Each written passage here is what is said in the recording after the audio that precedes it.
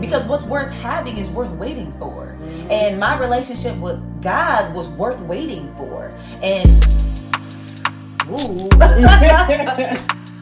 Ooh. Good. Girl, you done caught me. Stop it. I don't want my lashes to come off. Go ahead. I serve a big God. I'm building big business. You felt like you only had a little bit of faith. That was the only thing that was actually pleasing God. I can't even properly serve you without a relationship with God. Hey y'all, welcome to another episode of Between Me and God, a podcast where we are passionate about how growing your relationship with God guides you in your business, your relationships, and your everyday living. And today I have with me the CoCo Chanel. I'm gonna let her kill her own intro because she really be killing it for real. But I'm really excited to have you here. Thank you so much for joining me. Thank you so much for having me. It's been a minute. I know. Y'all, we're gonna get into how I know CoCo. Because I haven't seen you in person in a long time. Has it been a decade? It had to have been. I know CoCo I went to high school with her brother, and we were good friends. They stay around the corner. We were good friends. And then since you've been an entrepreneur, I've supported your business. I've joined your Canva class. She taught me how to work Canva. She's still the Canva queen if you trying to learn a thing or two. But we've connected on social media really this whole time. And so I was like, I got to get her on the pod. I want to know how your relationship with God, how that guides you in, because I've seen you pursue business for so long consistently. I've seen you rebuild your business after your poor Instagram got hacked. You rebuild it and you just go hard consistently. I've always seen you consistently pursuing purpose. And so my heart with the pod is showing how that relationship, how your relationship with God, how that guides that. Does it help it? Are there times in your relationship where you maybe weren't as close and so it hindered certain things that you do in your business or your relationships? How does your relationship with God impact all of those things? And so I don't give a preface. Nobody ever knows which way this is going to go when they come on the show. So I just started with what's been going on between you and God. What's been going on between me and God? Thank you for that. Thank you for that. So my relationship with God, well, let me first introduce myself to y'all. My name is CoCo Chanel, known as the Mademoiselle. Yes, that is my real name. I got my ID on deck just in case you wanted to check. Okay? I am a social media coordinator, a brand expert, as well as a content digital media marketer for fitness professionals, gym owners, and public figures.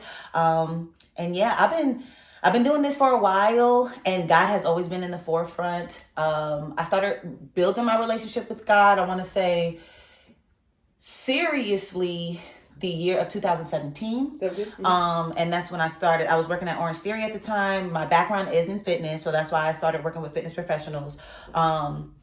But during that time frame, I knew I wanted to take my business outside of like the corporate world. And I ran into a podcast named Black Girl Boss, which was owned by Tatum.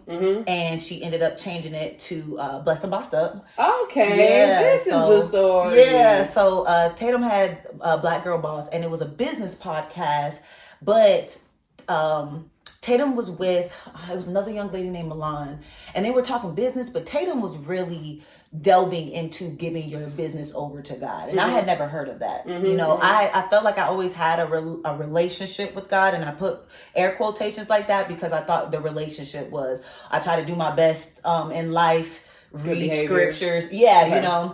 And I'm just rolling. However, there was another side of me that was still curious about the secular activities in the world. So it was just like, I wasn't doing wrong by anybody, but I was still doing wrong by myself. But I didn't know that because I'm, what is that? You have one foot in, one foot out, you lukewarm, that's how I was living.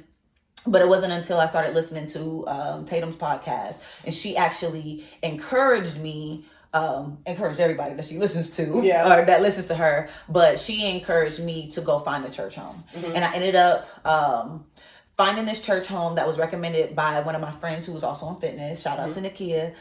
She's actually my coach, my personal coach. It's the Faith Center out in Tucker. And what I loved about the Faith Center, that's crazy. Because I recently joined the Faith Center. Really? Really? I am back on the hunt, but that's crazy.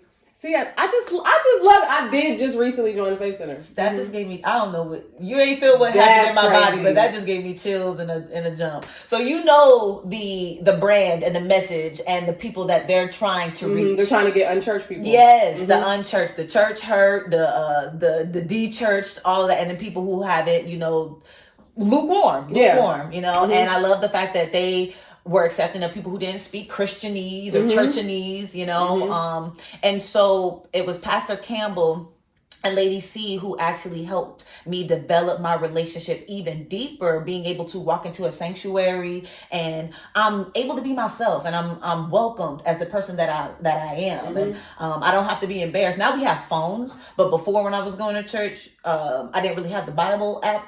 We came up during the time for the Nokia phones. So you still had to flip to the Bible page. Your physical book. And it was a little embarrassing, maybe even intimidating, being at a certain, I went to Berean, and I didn't know where the chapters were. Okay. Being in those spaces where are people judging me because I'm taking a while to find the chapter, and it was just little things like that kept me out of the church. But being at the Faith Center, they weren't on that type of energy, and I can say when I started listening to the podcast with Tatum, I started journaling. And that's when she started her journal challenge. I started journaling and I was just like, I like this. Like, I like having these conversations with God in a journal.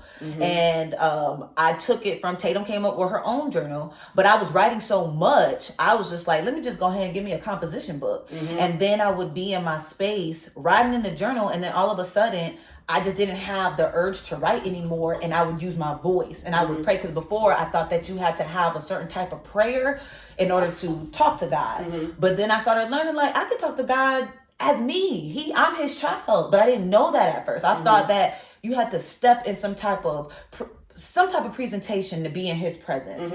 But he's accepting me as who I am. And that's when I started actually, I'm like, man, I still journaled, but I set it to the side and I started talking more. I started praying more. And then what had me develop more of a relationship with God was the fact that people started coming to me to pray for them.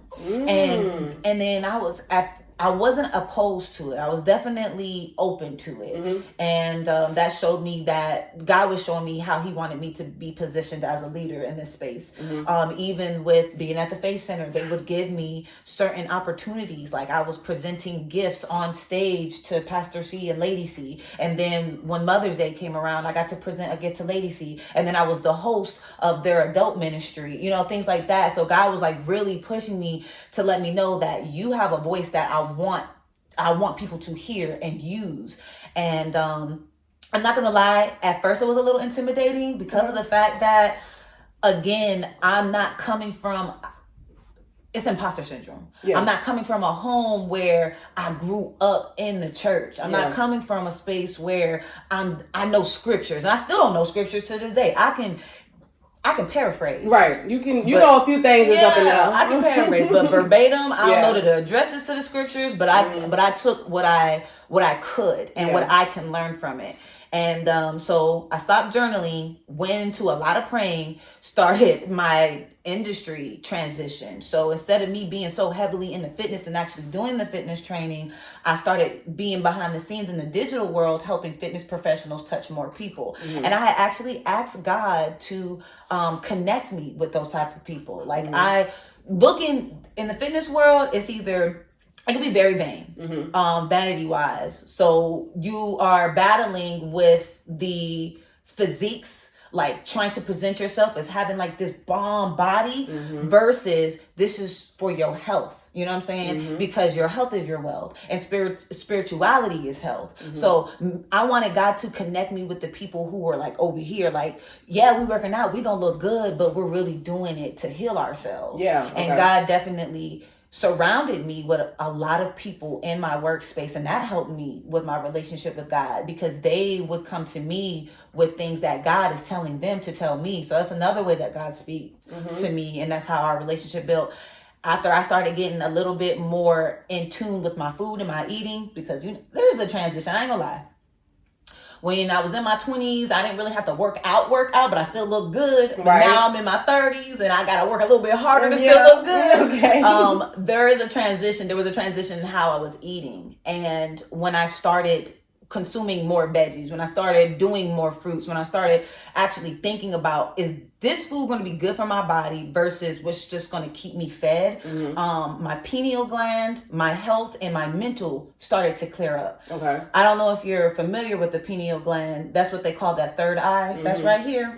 It opens up. It opens up more. So if you're having problems with dreaming, you may want to switch how you're consuming things. Okay. Whether it's visual, whether it's audible, whether it's in your mouth, anything that you consume. Because when I switched up my eating, I started having way more vivid dreams. And that's how God started talking to me through my dreams. And it was because I was connecting my health, the people that were around me, my work. I don't work with nobody who doesn't have a good spiritual heart.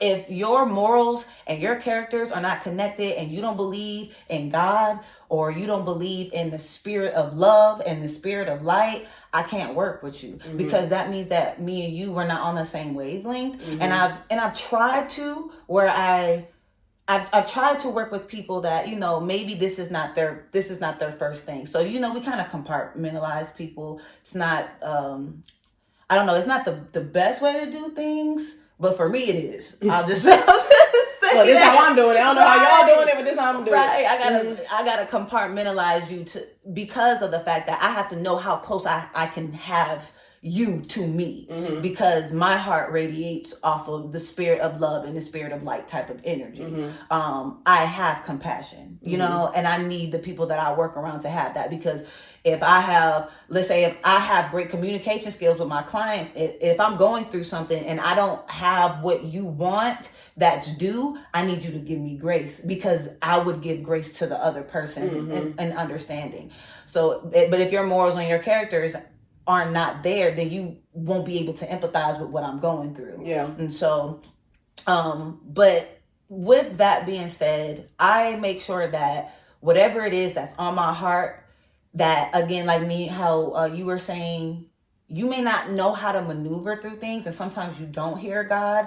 Sometimes I just have to sit and be patient, and I'm calling him, and it may feel like he's screening my calls, but I have to be conscious enough to understand that just because I'm asking God now doesn't mean that he's going to give me the answer immediately, because that's not how relationships work. You do have to be patient with people. So I'm really big on, how am I going to navigate this relationship with you the same way that God navigates his relationship with me. So okay, and so thank you so much for that background. You really painted the picture for us, and how you were able to maneuver with that. So you didn't come from the church background.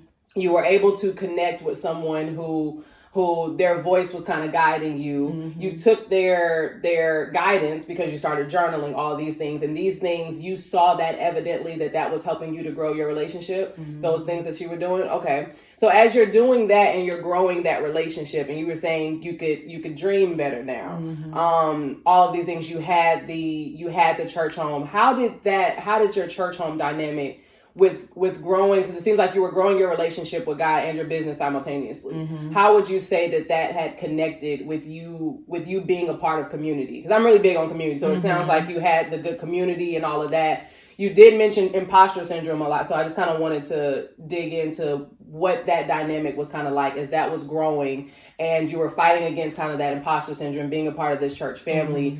Your business is growing and things like that. How was that with navigating, where you weren't as confident in one space, but you were still growing something? That's a good question. I'm gonna try to knock it out as best as I can. I know I be hitting those things, but I be wanting to dig a little deeper. I'm just curious how it connects, because the reason why I'm curious about that specifically is because I think that a lot of people deal with that, and that's the struggle that hurts you being able to grow a business. So you were simultaneously growing a business while in one space you're trying to grow a relationship with God, but you're feeling imposter syndrome in this arena, but you're still growing in this arena. And so I'm just curious to see if there's any connection on how you navigate that. So my imposter syndrome when it came to God and the church was the fact that I didn't feel like I was a 100% holy walker. Being able to grow in that. Now, I was confident in knowing, when you first make the decision, like, I'm gonna be an entrepreneur. I'm gonna step into this. But then when you get into it, it's like, I didn't know all of this was going to be thrown at me. So I always had the go-getter spirit. And that's what I do believe, that God, he was just all over me. He protected me. He shielded me from things. So my imposter syndrome was, I would say, erased when I started to learn that God is going to accept me for who I am. When I went into church, he started surrounding me with the right people. Like you said, community. He started surrounding me, especially being in the adult ministry or the young adult ministry. So how I was able to navigate that was because when I first went into the Faith Center, I came in skeptical. I came in like, I'm just played in the back, come to a couple, sessions, not really talk, hug people, but not really have like heavy conversations or whatever. And I don't know, with each sermon and with each person that I was meeting, I just started to open up more and being okay with, this is who I am in this space. Because God was like, he was basically kind of tapping me. He was just like, you good where you at. Like, I'm going to evolve you. But it came from me being able to journal, and then me being able to be connected to the right people, and then also being under a ministry of a pastor who's also an entrepreneur. He's a business owner, so he was able to connect to me in that way. And the same way that the reason why I started listening to Tatum, because I'm like, I never heard of this concept before, but I like it. If I could get God and business in one place, then let's do it. So I think that really helped subside my imposter syndrome. Also, like I do hostings. I did not reiterate. Let me go ahead and reiterate that.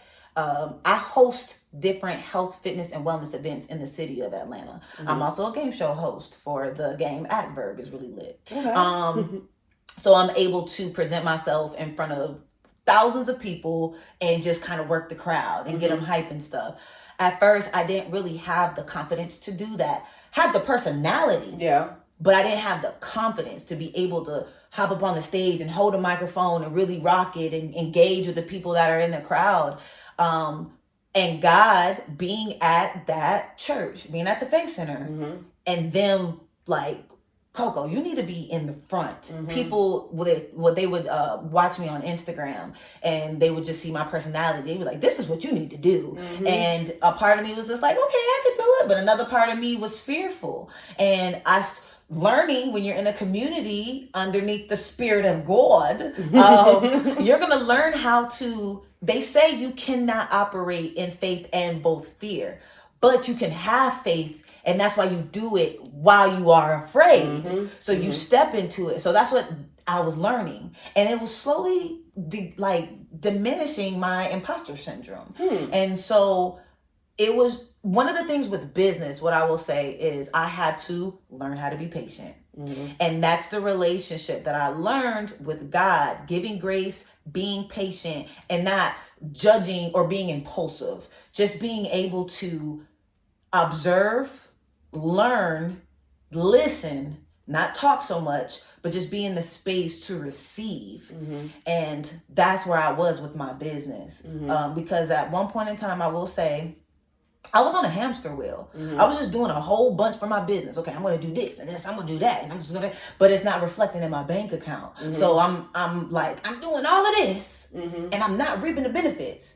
What that sound like? When people go into a relationship with God and you go into, I've been asking him all of this and he ain't showing up and doing that. Mm-hmm. That's not how it works. Yeah. And I had to learn that. So that's what I learned being in the community and being around the right people is you build relationships off of giving people grace. You build relationships off of being patient. You build relationships off of understanding how this person receives love and how they give love. You know what I'm saying? And you do that. Patience requires time, but people not going to trust you straight off the bat. And that's what I was showed. God showed me that I need to see that you're serious about this business. Let me see what you're willing to do. Let me see where you're willing to go. Let me see how long you're willing to sit there and let this brew up, because I have to see if you're really serious about this in order for you to receive these blessings. And that's how it is with relationships. You don't gain people's trust straight off of the first day, second day, first week of building a relationship, you know? So I started correlating what I was learning with God into my business.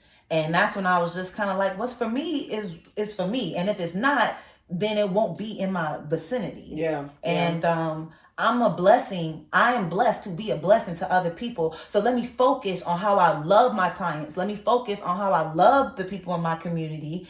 And I know I'm going to receive that back, you know? So that's good. I love that. And you broke that down very well. And how the breaking down the imposter syndrome was broken down in church, which helped you to excel in business.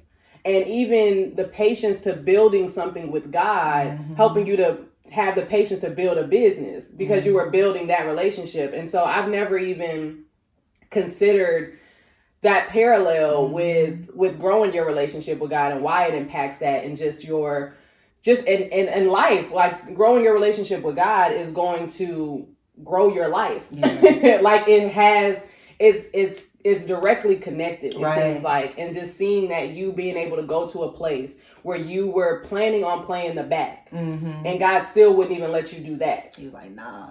And I think that many people also struggle with that in any space that they get in, where you're feeling like, you know what I'm saying, I'm not really where everybody else is in this space, so I'm gonna play the back. And knowing that really what God needs is, how he made us was intentional. Yes. So he had, while you were feeling not confident because of the fact that you didn't talk this talk like that, he didn't need that. Right. That would be us having to do the work. Right. And we can't do anything. It don't matter how much work we can do. It ain't gonna never be enough. It ain't gonna ever be good enough for God. That's why he sent his son, because his son is good enough. Right. And so as we accept him, then now, like, only thing we had to do was accept him. Everything else is done on his part. Yeah. And that's comforting. Like, and you could see that where the walls just kept breaking down because you saw that God just needed me. Yeah. That's it. And that's what it means to give yourself over to God, to give your business over to God, because we want immediate gratification like that, but it don't come like that, because what's worth having is worth waiting for. And my relationship with God was worth waiting for. And ooh. Ooh. That's good. Girl, you done caught me. Stop it. I don't want my lashes to come off. Go ahead. So it was worth waiting for. It was worth waiting for. So whatever is worth waiting for, you have to stick it out, even though you may not understand what's happening, because we have our own agendas for ourselves. But sometimes our own agendas they're not good for our spirit. They're not good for our soul. They're not good for our health, our mental and emotional health overall. We just see exposure brings expansion, or expansion brings exposure. So we may see somebody have something and you want it. You've seen these business thrive and they're going up. You don't know how much this person has sold their soul. You don't know where their relationship is with God. And is it good? Is it good for you? Like, is it good for you? Is it going to sit well with you? Because everybody has a different threshold of what they're willing to tolerate and accept when it comes to their spirit. You know what I'm saying? Because I'm not okay with getting over and lying on people. Right. I'm not okay with that. Somebody else may be. However, that may be the difference in the growth of our business. And that may be the difference in the growth of our relationship with God. But the relationship, that would be the difference of how I continue to have a relationship and nurture it with a person versus somebody who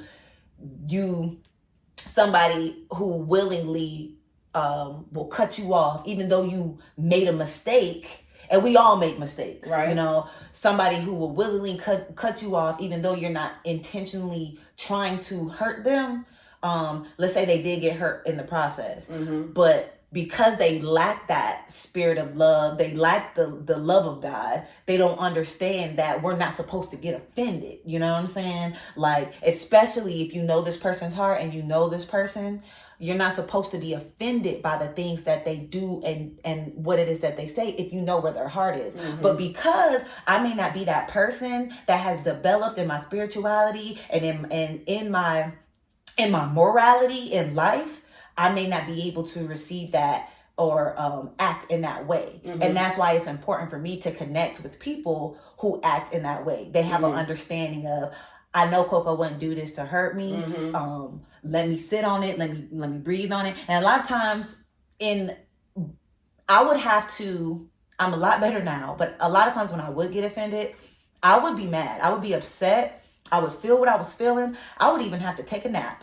But after I got done taking that nap, I don't know what it was. It could have been God. I'm gonna give you the credit. I would wake up and I wouldn't be as upset. I wouldn't be as mad. So that's why I know I kind of went on a tangent, but that's why I feel like it's important to be able to take what it is that you learn from. I won't even talk about you. I say me. I was able to take what it is that I learned from building my relationship with God, to bringing that relationship into my business, to bringing that relationship into the people that are in my life and into my community. And it's been blissful for me. Yeah. It has been blissful for me.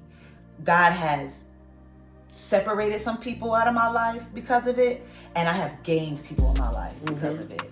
And it's the relationship, the nurturing, the building of the relationship, the nurturing of that relationship that means the most to me. And that's the Best thing ever in life that I could have learned with creating this relationship with God.